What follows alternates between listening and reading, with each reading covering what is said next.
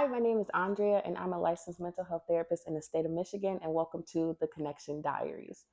I am coming to you all live on a rainy day, and I was laying in bed, and I was like, I need to talk to people about attachment trauma. I know that may sound strange, but that is the kind of things that keep me up at night. That's the thing that I sit on and think about. It's like, how can I help people with their relationship with themselves, and how can I also explore my own relationship to myself and my wounds and how they have impacted my relationship to myself and my relationship to other people, whether that be romantically or platonically or familial. You know, a lot of times our relationships with other mirrors the relationship we have with ourselves. And that's something that I've said a lot in therapy and online.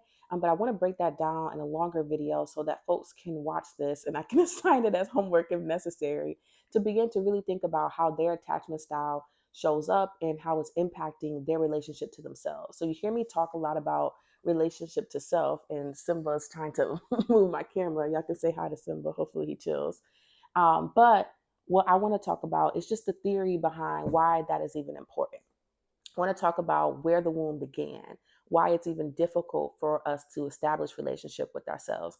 And this wounding is going to be outside of societal stuff, outside of, systemic stuff that we see in our world. It's going to start in our childhood, in our homes. And so because we live in a world that is largely emotionally avoidant, what we have seen is we have parents typically who are also emotionally either avoidant or emotionally immature. It kind of just makes sense when you think about, what makes up the fabric of our society, but that's another video. But I just want to kind of name that if you are in that boat, you probably are with the majority of folks, especially in the Western world. So what I want you to do is just kind of sit with that and think, okay, what did my childhood look like? What did my childhood feel like? And let's go back in time and sit in that moment. A lot of times people say, oh, the past is the past. Like, why do I have to think about it? Or I'm no longer the past, or we try to spiritualize the past, or we try to put a band-aid on it, or we may say things like, you know, things weren't that bad, as a way to cope and to protect ourselves from things that actually have wounded us and have impacted us. That's all trauma means. The word trauma means wound. So it just means that something happened to you that now has an impact on you. And so what I'm going to talk about is that spectrum, the ways in which you may have been impacted by your childhood.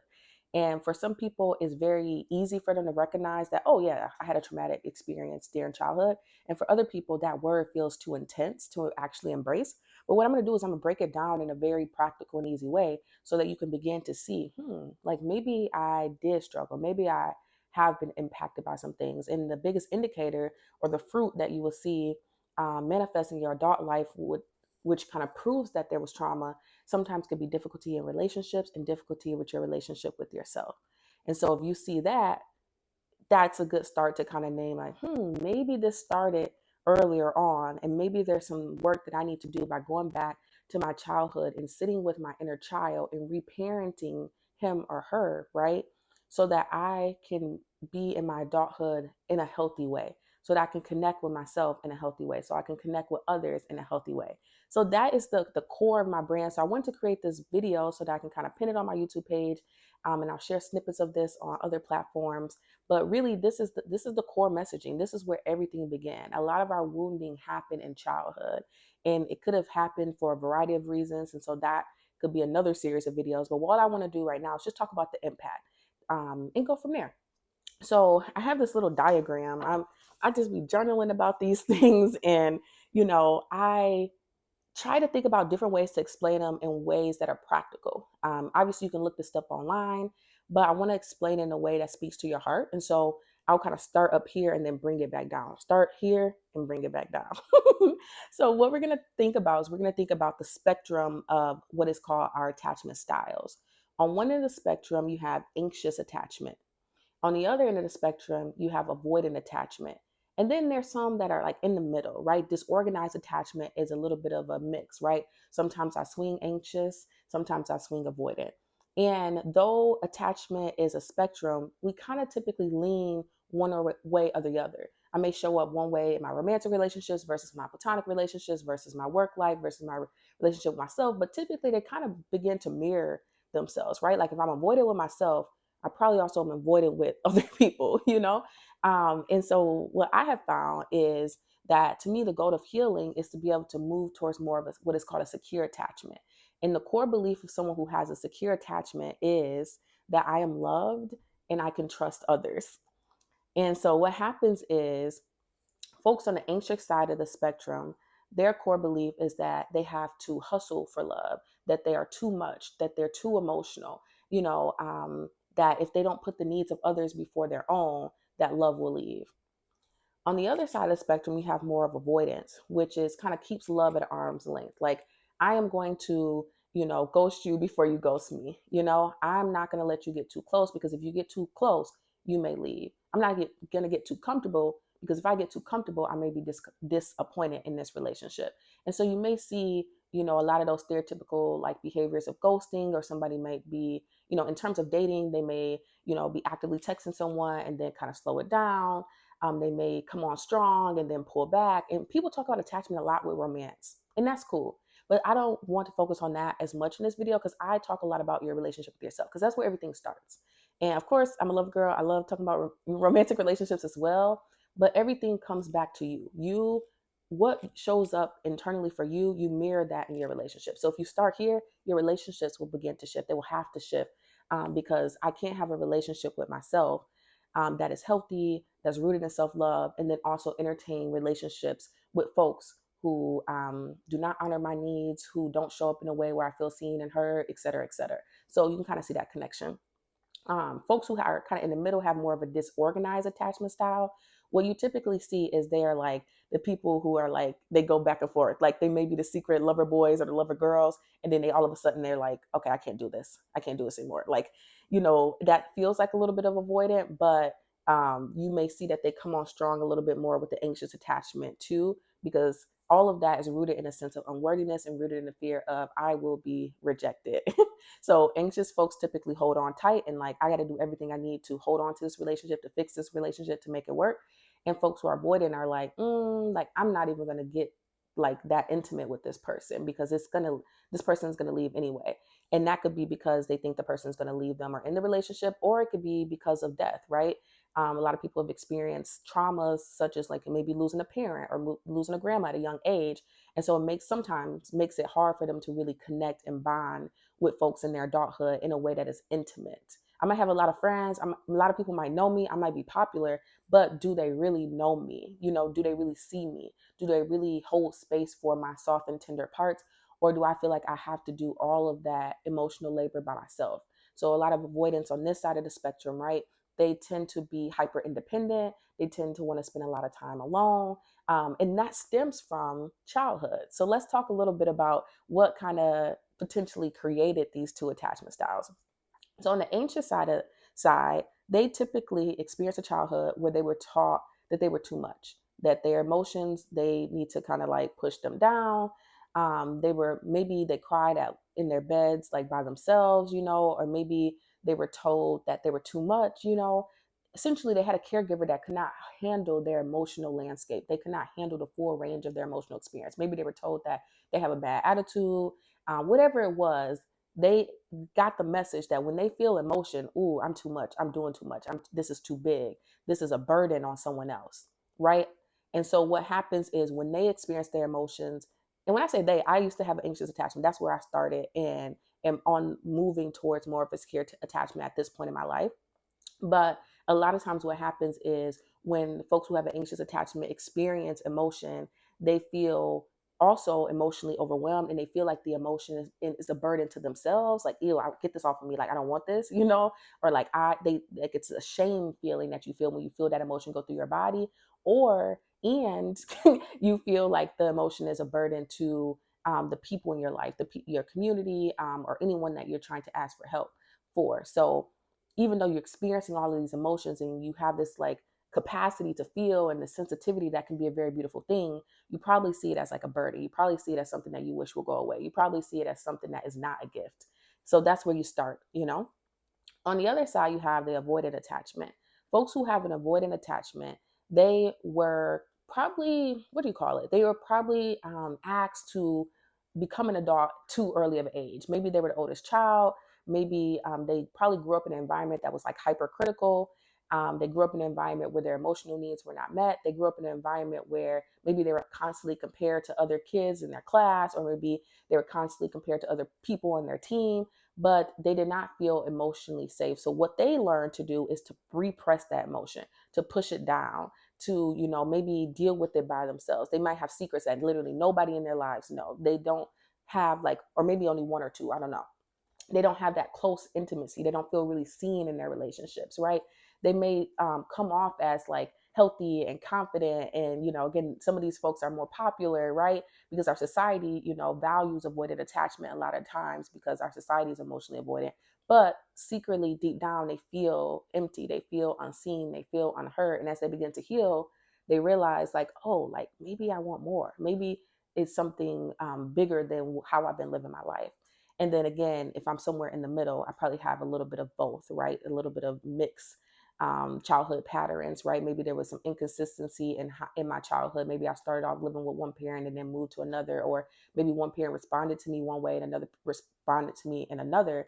And it's funny how you can grow up in a household with a bunch of people, a bunch of siblings, and y'all can all have different attachment styles. But guess what? The root of it, again, is that lack of emotional safety, that lack of emotional intelligence that was in your home. And so I want to talk to you all a little bit about just a quick way that you can begin to move through some of these wounds. First is acknowledging that the wound is even there. A lot of times we don't want to like acknowledge it because maybe we feel like we're broken, or that means we're not enough, or that means we like are not healed, or I don't believe in God enough, or like whatever you want to call it. Like there's so many different barriers to just admitting like, whoa, I might have an anxious attachment style. I might have an avoidant attachment style. Some of it just may be a lack of knowledge. You didn't even know that that's a thing or a way that you could be impacted. So I hope that you can, begin to realize, okay, maybe I have one of these attachment styles, or maybe I'm somewhere in the middle, and that's impacted the way I view myself and the way I view others. Because of the way that I grew up, maybe I experienced my emotions in a very overwhelming way. And maybe I experienced my emotions as a burden. Maybe I experienced my emotions as, something that needs to be fixed. Again, this anxious side. And then have more of avoidant. Maybe I'm used to just pushing my emotion down. I'm used to numbing my emotion. I'm used to distancing myself from, close connections because I don't believe that that intimacy will stay, or, I don't, what's the point of feeling my emotions? They're going to pass anyway. Like, what's the point of thinking about the past? Like, I already been through that. Like, I can't go back in the past to change it. We all probably have a little bit of avoidance and a little bit of anxious, you know, this is where therapy and self-awareness can come up, where you're sitting with yourself and you're asking yourself questions, you're getting curious about where maybe your wounds lie. But this gives you a general overview of where you may fall, right? And one remedy for this when it comes to attachment is relationship with self, which is what I talk a lot about.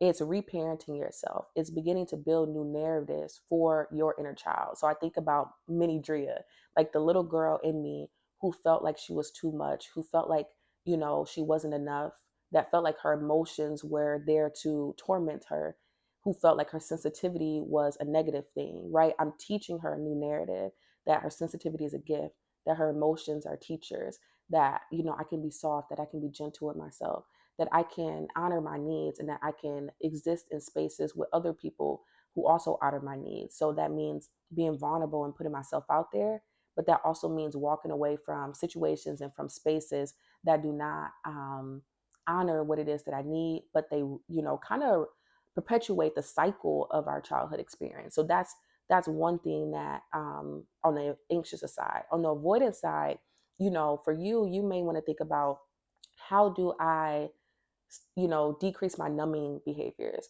How do I push myself to be and exist in community where that is safe?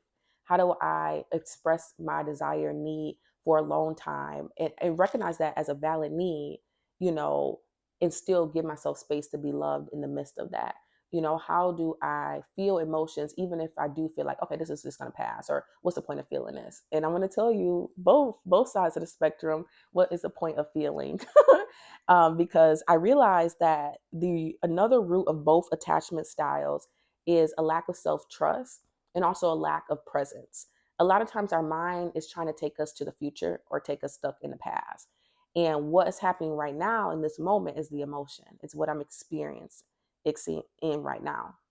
And so what I want to tell you is this idea of like Be in the moment and don't overthink it. Both sides of the spectrum need to hear that. You want to enjoy life and everything in between. So sometimes that means in this moment, I feel joy and I want to hold on to that and I want to dwell in that. And sometimes in this moment, I feel grief and I want to be in that moment. And when I say moment, I literally mean moment to moment. Every half hour, what is coming up for me? How can I meet it in that moment? But what you find is typically what happens is on the anxious side of things, the question that is motivating that emotional overwhelm is, what if I feel this feeling forever? You're thinking about all the scenarios in your head, like, is this going to pass? Like, why did I even get to this feeling? And you're beating yourself up instead of just feeling the feeling. And even when I say that out loud, my body softens. It's not about if I'm going to feel this forever. Sometimes when you're in an anxious attachment, you're also thinking about, how can I make sure I never feel this again? I never want this to happen again. So your mind begins to spiral, right? You have all these overthinking thoughts when it's just like, right now I feel this. It's going to pass. I don't know when, but how do I just allow myself to be in this moment? And that applies for joy as well, right? If you're experiencing some joy and you're like, oh, this feels good, sit in that. Don't think about when the other shoe is going to drop. Don't think about, if you're doing something wrong and that this situation is going to dissipate. Just be in this moment. And then as the moment shifts, you shift. Attachment is healed through presence, and presence has everything to do with relationship with self. So that's how you deal with emotional overwhelm. You give yourself permission to be in it, to be in the moment, to sit with it, and to not be thinking too many steps ahead. The other side is, on the avoidance side, a lot of times what you'll hear is like, what's the point? Like, that's the past. Like, what's the point of feeling this feeling? Like, it's almost like something that gets in the way. But you also may see, like, what if this feeling like leaves? So a lot of folks on the avoidance side, they may push away joy and pleasure because it's like, I don't want to get too close to this, because if it leaves, then what? You know? So on one side, that's why a lot of times you may notice that folks with avoidant attachment will distance themselves from pleasure in a way when it comes to emotional intimacy and connection and relationships. And what will happen is it ends up like them having relationships that are not as fulfilling. But another thing that comes up on avoidance that sometimes comes off as healthy in our society is they'll just like, oh, it's just going to pass. What's the point? Like, I already know everything passed. I'm just going to like just push through it, because it's true. The emotion will pass. That's true. But did you give yourself a chance to digest it? Did you give yourself a chance to feel it? And that's where folks with avoidant attachment typically go wrong. Sometimes we over spiritualize things, or we may over toxic positivity things, if that makes sense. Because it is true the emotion passed, but have you gave yourself time to actually feel it? That's my question to the folks who have the avoidant attachment. And again, if you're somewhere in the disorganized, you can kind of swing back and forth. And what I'll do at the in the caption of this video is I'll put a attachment style questionnaire that you can fill out so that you can find out what is your attachment style. And if you want to do more of this work and go deeper, then sign up for therapy, book me for a workshop. I would love to kind of explore this a little bit more, because I'm all about self-intimacy, and everything comes back to your relationship with yourself. Simba's coming back. So what I want you to think about is, how can I trust myself to allow my emotions to come and then to pass? Because both parties don't trust themselves. One is like this is going to leave. What if it does leave? What if this emotion does leave? What if this person does leave? Do I trust myself to respond? Do I trust myself to adjust accordingly? Do I trust myself to be open to that experience again? That's the avoidant side, right? On the anxious side, when it comes to a lack of self-trust, a lot of times folks with an anxious attachment don't trust. Like, if I feel sad or I feel grief, the whole day is over. The whole week is done. I don't trust myself to allow myself to access to joy. I don't trust myself to, reach out for help. I don't trust myself that this emotion will pass. I don't trust myself to respond to myself with compassion because I feel like this emotion is a burden, right? So that's something that can be worked through. And that, again, that's a whole nother video. But that is the root: a lack of self-trust, some wounding in our childhood, and the inability to be present. So I'll leave you with this. When you think about your emotional experience, I want you to think about any other bodily function. So we eat food and we go to the bathroom, we drink water and we go pee, you know, we pass gas, like all these different functions, right? And nobody really questions that until something happens, right? Maybe I get constipated, or maybe like something makes my stomach hurt really bad, or, things of that nature. Maybe I didn't drink enough water and I'm dehydrated. Sometimes there's things that are off. But for the most part, in the average person, these just go through and we're fine, right? And so that's kind of like how I want you to think of your emotions. I want you to think about it as something that you just allow to flow through your body. You're not judging it. You're not criticizing yourself. You're not, you know, telling yourself you shouldn't feel this way. You're not telling yourself that, like, oh, like, you know, what's the point of even pooping? Because I don't know, I'll poop another day. Like, I don't know. Sometimes we rationalize ourselves in weird ways, but you're just digesting the emotion and allowing it to pass. So say I'm having a moment of grief where I'm thinking about something that's making me feel something related to my grief. Okay, I allow myself to feel that. And then if I want, I still allow myself to access the other range of my emotions too.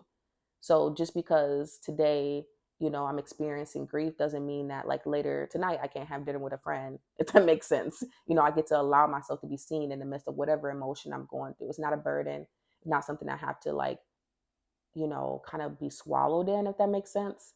But it's something that I get to like feel and then allow it to pass and then feel again as many times as I need to.